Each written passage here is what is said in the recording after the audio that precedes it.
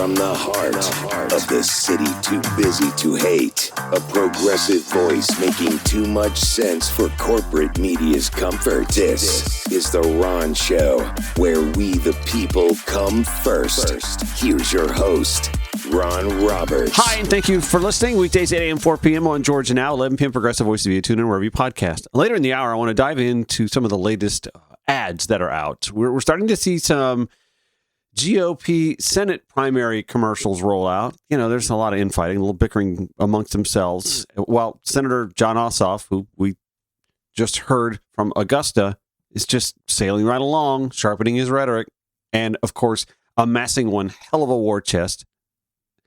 Reporting, I believe it was $14 million. It should be, because he texts me more than any man I've dated in my life. Anyway, I mean, you know, if you're going to get a text from a handsome man, does it always have to be about money, though? So anyway, we'll dive into some. There's a new Rick Jackson ad out that to me is just comically tropey in nature. What did he touch on? He touched on Keisha Lance Bottoms, the projects, law enforcement, just comply. You know, all just so many tropes all in one commercial. It's sort of comedic, and I want to dissect it and have some fun with that. The first thing I want to dive into, however, this hour is a piece that came out Monday night in the Georgia Recorder. They're reporting along with the Current. Ariel Hart writes this: Georgia's ACA enrollment plunged. We're talking 500,000 Georgians dropping their health insurance. More than 500,000 Georgians, she writes, have dropped health insurance coverage amid stiff premium hikes for federally subsidized Affordable Care Act plans, according to data obtained by the Current and the Georgia Recorder. The 37% enrollment drop from 1.5 million Georgians in January 2025 to 950,000 as of April 17th. That's just days ago. Dwarfs any previous decline in the state since the launch of so-called Obamacare health insurance plans in 2014.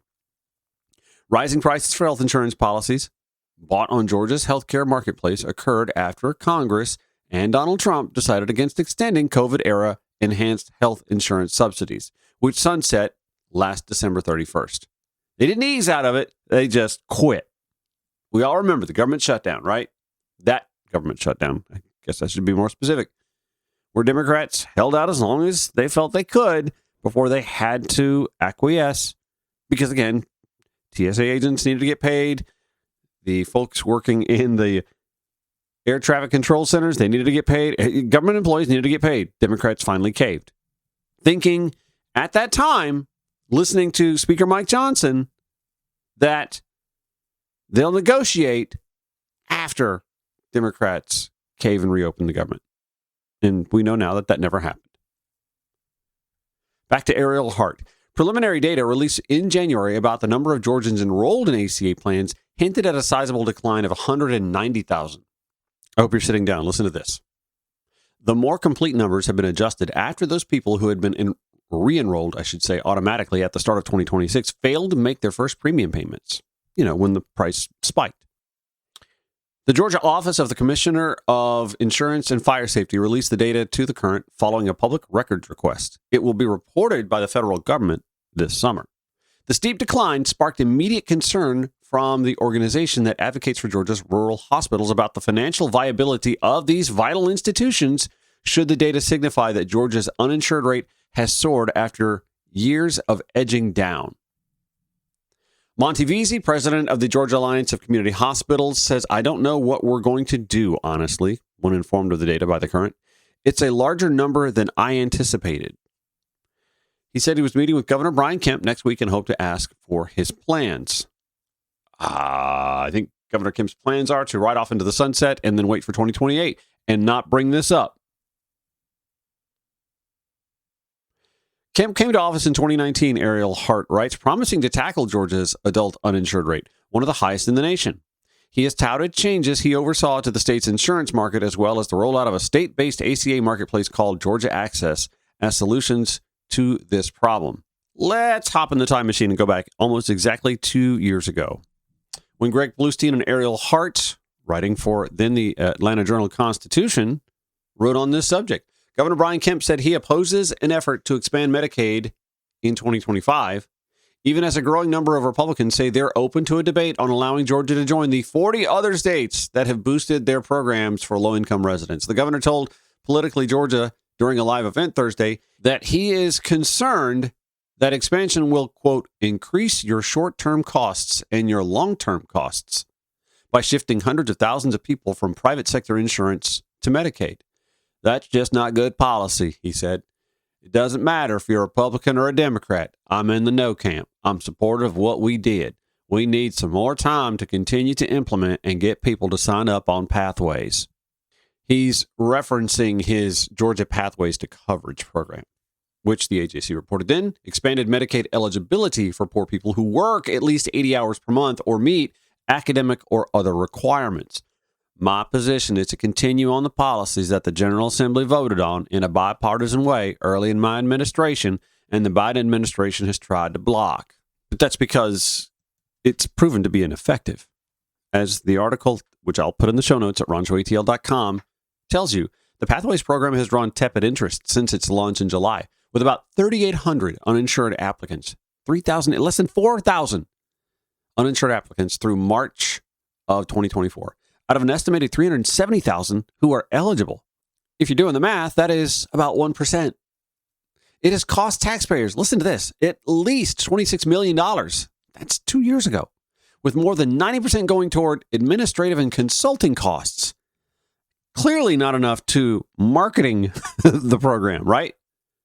The governor has blamed President Joe Biden for the program's problems, and he recently, President Joe Biden didn't make him spend $90 million towards administrative and consulting costs.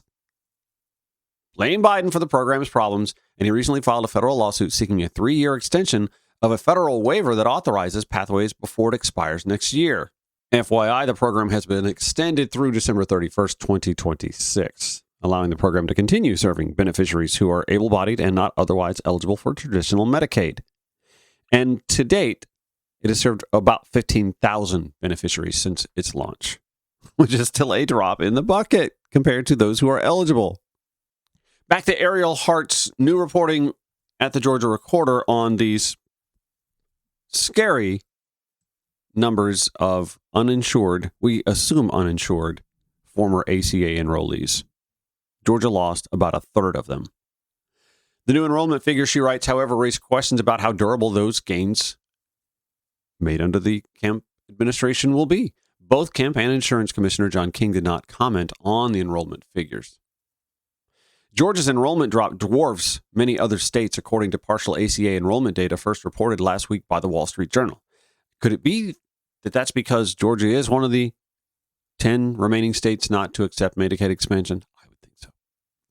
Fluctuations in enrollment for so-called marketplace plans are routine, Hart writes, but year-over-year comparisons for April also project a stark picture. In April 2025, enrollment in Georgia's marketplace plans had already dipped to 1.3 million, according to state officials. The April 2026 data still represents a 27% drop from that level. It's a really large shift in the market, said Emma Wager, a senior policy analyst on the ACA at the health research nonprofit KFF. There is currently no data showing whether the Georgians who dropped their marketplace insurance are now completely uninsured or whether they took up a new kind of insurance. But if you've gone to the marketplace, it's not as if that they had an option that kept them at the same or similar rates that they were paying before. So if they left an ACA program for insurance, it only could have been because they got a job. And remember, the Georgia Pathways program already has a job requirement aspect of it built in the first place. Also, Georgia's unemployment rate has actually crept up a little less than 0.2% since April of 2025. Ariel Hart writing, some of those previously enrolled could have gotten new jobs with employer-sponsored health care, but it's likely large numbers of them have no better options, said health policy researchers. And also, as I mentioned, the unemployment rate. In general, said Matt McGaugh, a policy analyst at KFF, people relying on Obamacare plans, quote, really have nowhere else to turn. Back to Emma Wager at KFF, who emphasized that she herself had not seen the latest Georgia enrollment figures, said if the result in disenrollment ends up with a spike in the uninsured rates, then hospital finances across the state will be affected. A larger uninsured population means that hospitals have to provide more uncompensated care. And we also know that people who are uninsured are more likely to delay or forego medical care. They may have severe needs by the time they actually see a doctor. You know who pays for that? Not only do the hospitals pay for that, but they pass that cost along to you and I and insurance companies, which creates another spike in rates. Georgia has traditionally had among the 3 worst uninsured rates, along with Texas and Oklahoma. But lower premium prices during the pandemic helped lead to a surge of Georgia patients getting insured. Lawmakers, including former Representative Marjorie Taylor Greene, said that Congress' decision last year to allow extra subsidies to expire would put insurance out of reach for many. Marjorie Taylor Greene was right. Whoa. Extending the enhanced subsidies another 10 years could have cost $350 billion. I mean, we spent nearly that much just in the last 7 weeks bombing Iran. Do you think, which do you think was money or would have been money better spent?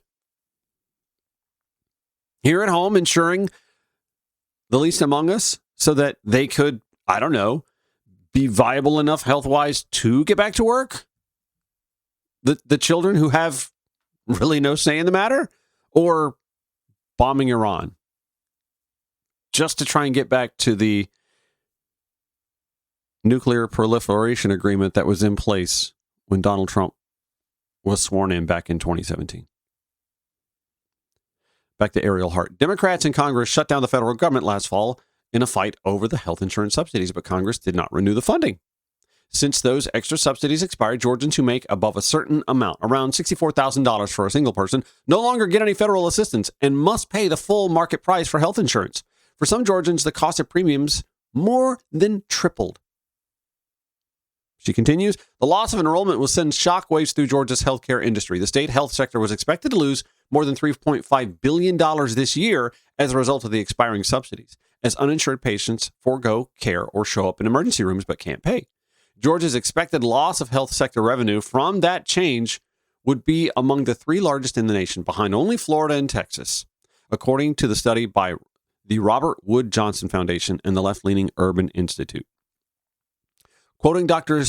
Ben Spitalnik, a Savannah pediatrician, he said the premium spikes presented a budget crisis for some of his patients' parents. I know patients who this year it's doubled for them. It's insane to consider having to drop your health insurance. If you're sort of solo employed or a very small business and don't have the comfort of either Medicaid or have a very large employer who has a large health plan, the exchange was a great option. Now it's super expensive. Back to Matt McGough, the KFF researcher, who said the ACA tends to insure people who are juggling hourly jobs or are self-employed.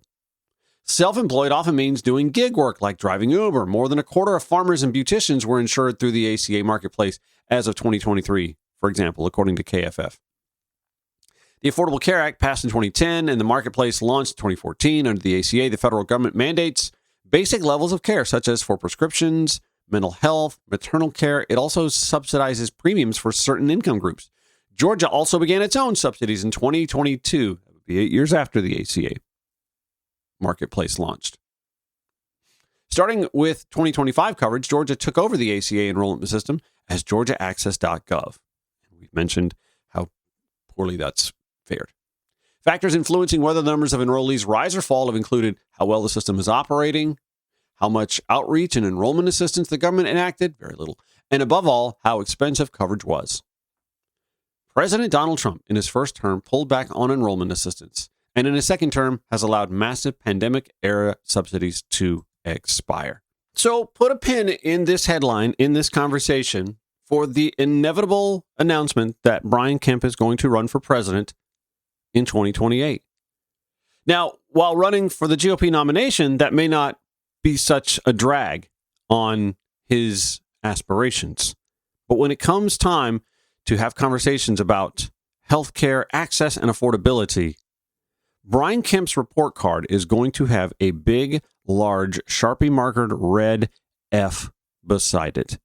Because clearly, when given the option to accept Medicaid expansion at almost no cost to Georgia taxpayers, he decided to enact a program that actually did cost Georgia taxpayers and didn't provide anywhere near the kind of coverage it could have. What did we say? About 1% of those eligible actually got the coverage, sought the coverage through his Georgia Access portal. That's not delivering for people. That's delivering for partisan ideology. And how many communities will lose their hospitals as a result? Actually, let me think about it less from a brick and mortar or a capitalistic point of view. It's not just how many communities will lose their rural hospitals, how many Georgians will lose their life.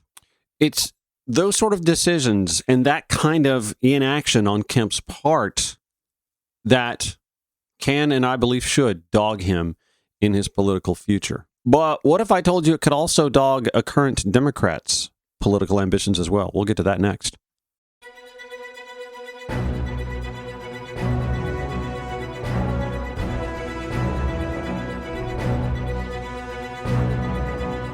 I happen to think it takes a lot of courage for a prominent politician, a politician at all, actually, in this hyper-partisan environment. If you're running for office or you're serving at a level where you are a member of a party or have to avow being a member of a party, saying I was wrong is a death knell. Apologizing is taboo in the Republican Party. Jeff Duncan has had to apologize for a lot of past positions he had taken while serving in the Georgia legislature and as lieutenant governor. In a recent stop at the Cathedral of Amazing Grace International Ministries in Columbus, right there where a healthcare clinic is in the back of the church, he was at a visit advocating for Medicaid expansion. But listen to what he said. We're underfunded and underaccessed because of not expanding Medicaid, he said. I say that as someone who's literally spent years trying to explore ways to improve our healthcare system without expanding Medicaid, and I was wrong. Duncan said expanding Medicaid creates better healthcare access and reduces the cost of healthcare in general. Welcome to the club, sir. I'm reading from the Columbus Ledger-Dispatch, by the way. Kelby Hutchison reporting. Expanding Medicaid, he said, is simply about the Georgia legislature, the House, and the Senate passing a bill that says, yes, we will expand our definition of Medicaid. It's the part where he said he literally spent years trying to explore ways to improve our healthcare system without expanding Medicaid. When he got into the race, by the way, candidates who had already jumped into the gubernatorial fray were asked to weigh in. This was from Sophie Mestas, a spokesperson for the Mike Thurmond for Governor campaign. Jeff Duncan is a disillusioned Republican who has blocked Medicaid expansion, championed an abortion ban that harms women across Georgia, and supported efforts to roll back voting rights. Voters want a governor with a proven record of getting results. And, as governor, Mike Thurmond will deliver real tax relief, expand Medicaid, and strengthen Georgia's public schools, just as he's done throughout his career. And I think I told you when they in fact, I know I did. When they launched it, the Jason Estevez camp launched a shadow website called DuncanForGeorgia.net. And one of the pillars of that website, huge block letter, stopped Medicaid expansion. Jeff Duncan spent his career saying he, quote, doesn't want to expand Medicaid, calling the program, quote, bad health care and a political solution, while denying hundreds of thousands of Georgians access to health insurance. This tweet from June 25th, 2016. This Republican, who's not a Republican anymore, doesn't want to expand Medicaid. I would rather fix the problem than create more. Georgia needs to lead, not follow. You can then tab through quotes. Medicaid is bad health care, he said. There's no other way to put it. This Republican doesn't want to expand Medicaid. Innovation, not Medicaid, will create a healthy Georgia. Medicaid expansion is a political solution that promises free health care in exchange for votes. As we have seen with the Affordable Care Act, expanding a government program such as Medicaid is not a solution to providing quality health care. Those are all the words of then Republican, now Democrat, Jeff Duncan, who is on the Georgia primary ballot for the gubernatorial race. Does this lead to a credibility problem for Jeff? I mean, clearly, when you look at polling, whether you accept the polling or not, I mean, there have been, two, we're calling them credible polls, one that there are questions about. Whether you believe the polling or not, you can clearly see that a vast majority of Georgia Democrats don't trust Jeff Duncan. Whether he's getting just 5% or up to 12 to 13% of those asked. It's literally undecided or anybody else over Jeff Duncan. And you can say that about any of the candidates, really. None of the candidates clear the 50% threshold, which is why there's likely going to be a runoff. It's why I talk a lot about viability and pathway when I ask Georgia Democratic voters to consider, okay, so if you vote for such and such person and they make the runoff, then what? If they become the nominee, then how are they treated in the general election by their combatant? We'll discuss. Want to be on the show? Have a cause or campaign you'd like to speak up for? Email Ron at ronshowatl.com or call 404-919-2725. I mentioned I wanted to dive into some of the political campaign advertising, some of the fresh stuff that's come out lately. One of the more comically tropey... well, first of all, let's talk about the fact that you've got Chris Carr and Brad Raffensperger out there just blowing up and shooting up left and right. And, throwing Greg Dolezal as well. His with a more anti-Islamic tone, of course, because that's the kind of scuzzball he is. But the most prominent conservative garnering the most eyeballs because of his financial largesse and ability to just spend like crazy is Rick Jackson. And I've been working on this. I don't know how we parse this term. This becomes campaign fodder.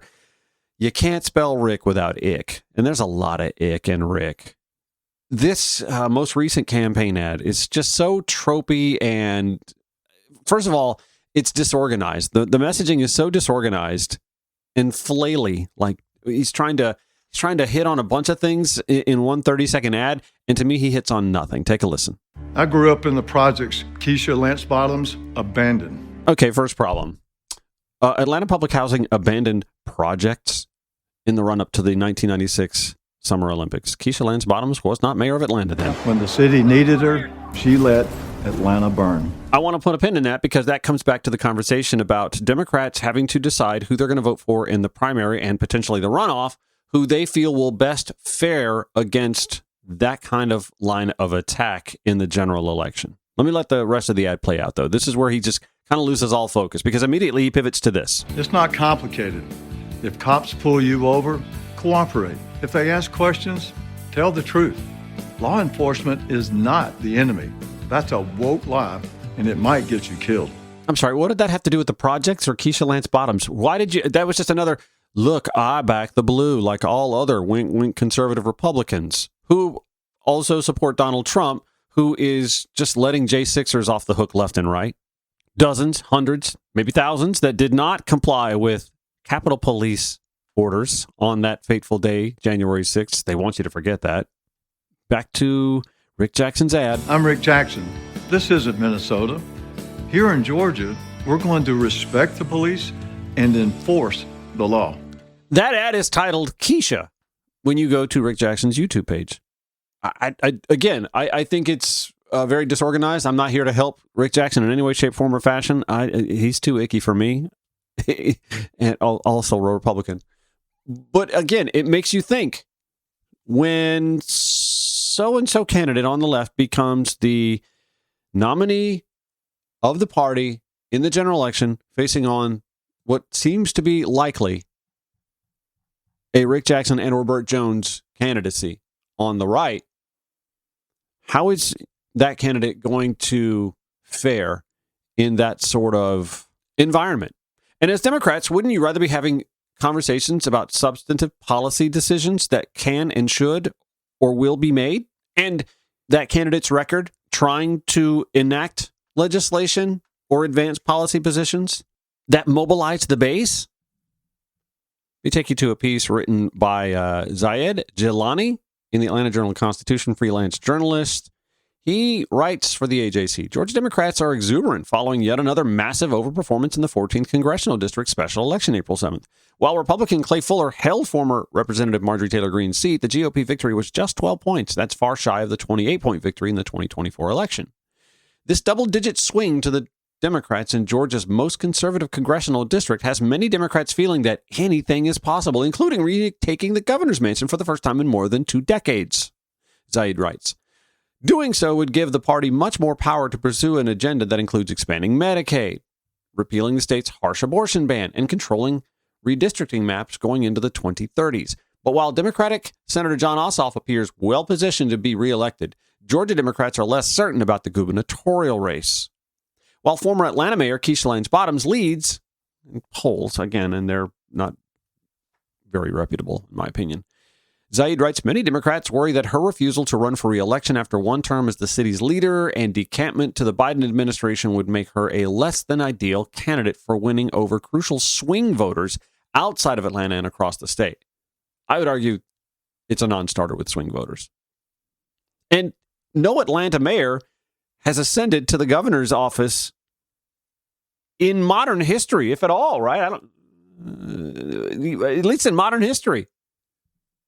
Now, past performance isn't indicative, Zaid Jelani continues, that's why some are now looking to former Lieutenant Governor Jeff Duncan, who until recently was a lifelong member of the Republican Party. Duncan opposed Trump's efforts to overturn Georgia's election results, alienating himself from some members of his former party, but winning admirers outside of it. Hand up. I was one of them.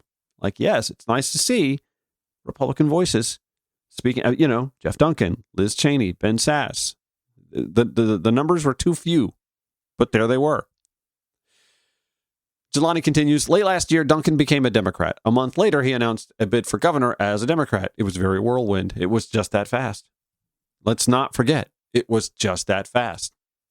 Late in 2025, Duncan became a Democrat. A month later, he said, I'm running for governor as a Democrat. Some Democrats think Duncan is their ticket to winning because his political history will be appealing to moderates. Among them, Democratic State Representative Dr. Michelle Au, friend of the show, adore her. She has endorsed Duncan. She called him, quote, extremely collaborative. He worked in a bipartisan way that I wish more of our leaders would. It's an argument to make. It's an appealing pitch, I think, to make. We need more bipartisan. Do we? Do Democrats in Georgia need more bipartisanship? Yes, from Republicans. Which is, I think, sort of my premise all along. To me, there were 2 paths that Duncan could have taken that I think would have advanced the state and the nation on the whole, honestly. He tried the whole GOP 2.0 thing, right? Wrote a book about it. Put it out in 2021. It did not talk about flip-flopping on Medicaid expansion or abortion policy. It just talked about being a more moderating version of the GOP where you could offer bipartisanship to the other side of the aisle to get things done for the people. Admirable. He could have joined the Democratic Party and run for a state Senate seat. I get it. He's already served in the legislature. It feels like backtracking. No one knows better than Dr. Michelle Au, who was once a state senator and is now a state representative. It's not about the person, right? It's not about the ego, you would think. Back to Jelani, who writes, on paper, this argument makes a lot of sense. Georgia is Georgia, not California. I still would argue, however, who was it that told me this, or I heard it in a speech? The candidate who has, in Georgia history, received the most votes ever is not a moderate, not a Republican. It is progressive Reverend Senator Raphael Warnock. Anyway, Jelani says, Georgia is Georgia, not California. It's heading towards purple territory, not blue territory. A moderate is more likely to draw in swing voters than repel them. Again, I point out Reverend Senator Raphael Warnock got the most votes ever in Georgia state history. However, back to Jelani, there are reasons to be cautious, however, about Duncan becoming the party's flag bearer. That's because we live in a time where every politician is overexposed. Every moment of their life is captured through social or traditional media, and voters end up learning much more about them than they ever expected. Their records become ingrained in voters' minds. And with Duncan, his liabilities rest not in being a political moderate, but in expediently changing virtually every political view he's ever held. Yes. Just 5 years ago, Jelani reminds us, Duncan worked closely with Governor Brian Kemp to pass Georgia's heartbeat abortion ban. Now he says he's pro-choice. He helped block an expansion of Medicaid for needy Georgians. Now he says he was wrong to do so. On issue after issue, Jelani writes, Duncan is basically arguing that until a year ago, he was a completely different person. This raises deep credibility issues for Duncan. The GOP will have tens of billions of dollars at its disposal to paint him as a flip-flopper or cynic who just tells audiences what they want to hear. Who knows what he really believes, the party will argue. The Republicans have pulled off this strategy before. It's how they sunk John Kerry's 2004 presidential campaign. And London School of Economics and Political Science research shows that voters do penalize politicians who flip-flop, especially when the flipping was recent and seen as political convenient rather than over time. Jeanette Williams, who tragically lost her daughter Amber Thurman following abortion complications, told Jelani she has a hard time trusting Duncan. She said, you got to prove yourself, because how do we know once you get into that seat that you're going to keep your word? How do we know that you're even trustworthy? Williams has endorsed former state senator Jason Estevez, he points out. Jelani does. Civil rights activist Richard Rose told Jelani he was concerned that Duncan would lack enthusiasm among minority voters who are key to any Democratic victory in November. Although I got to tell you, there is this surge amongst black men support. Anyway, Richard said, I don't hear anybody grassroots-wise saying that they're considering him much at all.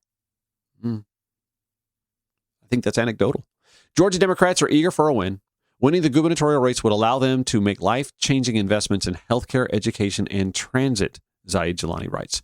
But they shouldn't underestimate the value of authenticity to voters in this ever-exposed, social media-driven age. It may be safer to go with a candidate like Estevez, a moderate progressive with ties to Georgia's minority communities, than someone who will be painted by his former colleagues as lacking conviction beyond political expedience. I actually have a few more thoughts on this, and a post that I'm going to share from a former Gwinnett County Democratic official who I think dovetails a lot of the conversation we're having today in quite nicely. If you are supporting Jeff Duncan, you may argue otherwise. Anyway, we'll get to that. It's The Ron Show on Georgia Now, Progressive Voice of you. Tune in wherever you podcast.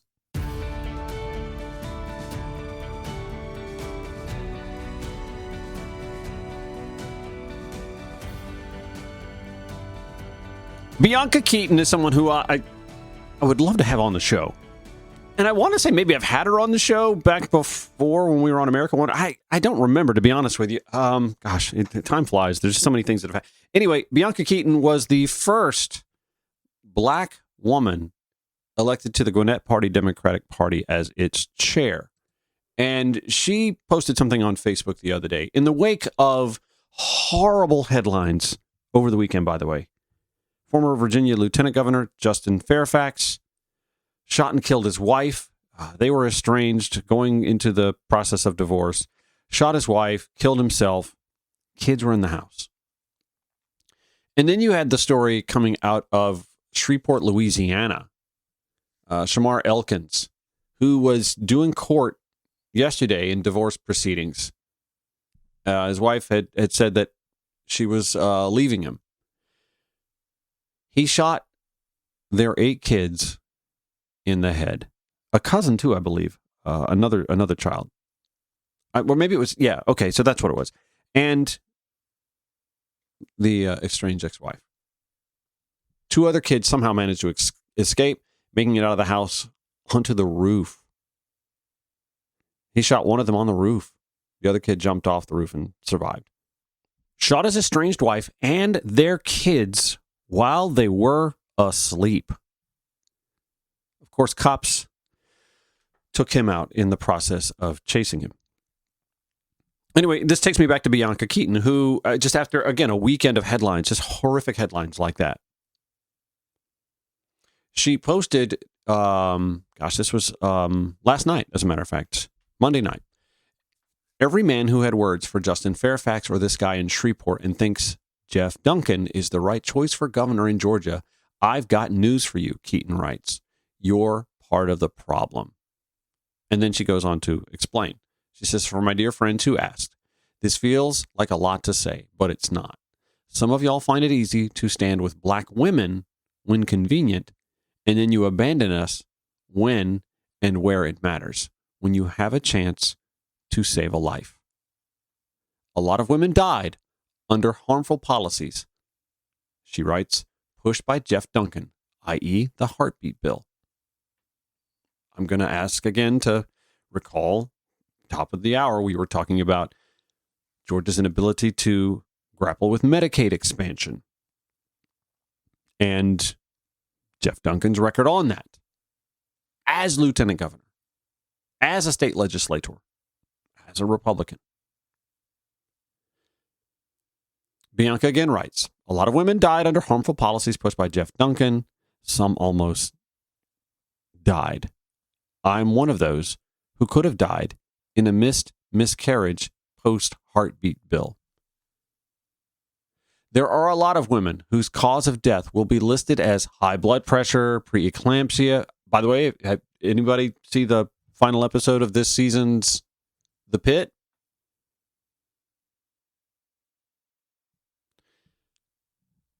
Back to Keaton. There are a lot of women whose cause of death will be listed as high blood pressure, preeclampsia, sepsis, gestational diabetes, when it was policy that failed them. It was policy that jumped between patients, their doctors, and life-saving care. Bianca Keaton opining, Jeff Duncan's policy.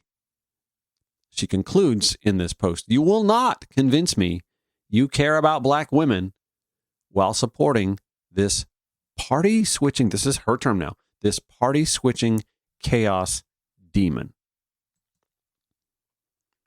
Obviously quite emotional on the subject matter. Again, that is the former Democratic Party chair in Gwinnett County. I believe it's the second most populous county in the state, Bianca Keaton. Those in the Duncan camp, and I know I got those that listen, may think, oh, I'm just dogpiling. I'm just piling on here. This is a hit on the Duncan campaign. That I believe I said this about 2 or 3 weeks ago when I came out. How many times have I come out in my life? That I came out in support of Jason Estevez. Not because I don't believe Duncan. I hesitated in my belief that he had come around on ideology. But I also understand he lost a lot, and he sacrificed in doing so, switching parties. And we all watched, as he transitioned from Republican, Trump supporting, abortion ban supporting, blocking Medicaid. We watched as he went from that kind of Republican to Trump lost 2020, and the antics that led up to January 6th and January 6th were the end of the line for him to, okay, can we salvage the Republican Party and bring it back to some semblance of sanity? I would have welcomed that. To, I'm an independent and I'm campaigning for Kamala Harris. To, okay, so I am a Democrat. And a month later, ... I'm also going to run for governor. He sacrificed a lot in that transition. And it didn't all happen overnight. But the run up to him running for governor did. And I said this before, and I'll say it again. It takes immense courage to say I was wrong as a politician in a hyper-partisan era. How many people say that? How many people do you know, prominent politicians in our lifetimes, who survived that? I think of Robert Byrd, the senator from West Virginia, a former Klansman, who, when he died, was actually hailed by the NAACP. Now that is a switcheroo. It's not a flip-flop. That is a wholesale change in philosophy. When you hear the term come to Jesus, that man came to Jesus. Something awakened him spiritually. I don't know what it is. Don't know what it was. Something, however, awakened him spiritually to find that he had been so awfully wrong all those years. It took time. It took something. I don't know what it was for Jeff. I happen to think there are a collection of issues, and he talks about it. He talks about how Trump overtook the party and the 2020 election results and refusal to accept and yada yada yada. He said he was embarrassed to be a Republican. Okay, but there are going to be those who just don't trust when he says all along he sort of felt like this about certain policies when the results of the years he was empowered to do something about these policies, he didn't act.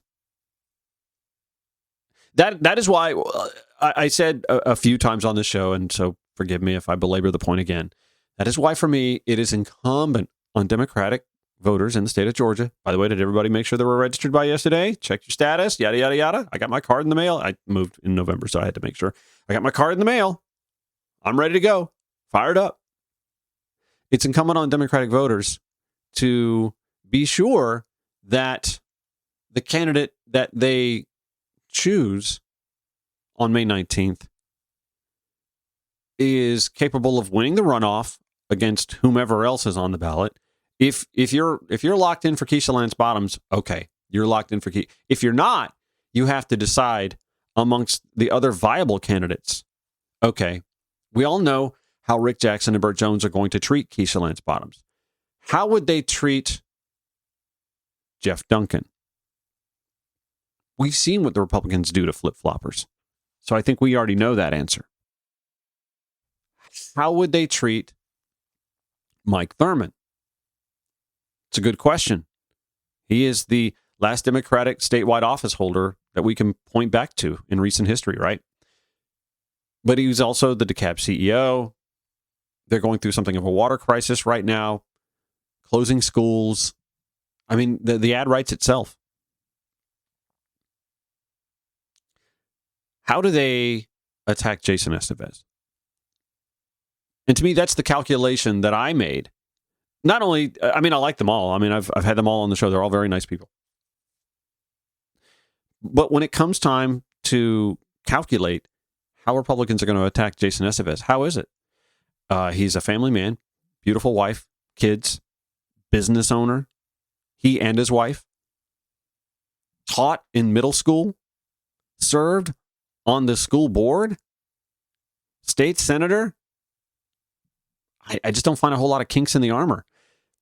That's how I came to conclude that on May 19th, and God willing, and the sun comes up, if there's a runoff, he's on the ballot, it'll be Jason Estevez for me. Because I can't see Rick the Ick Jackson or Burt Jones having a whole lot of bullets in the chamber to aim at Jason Estevez.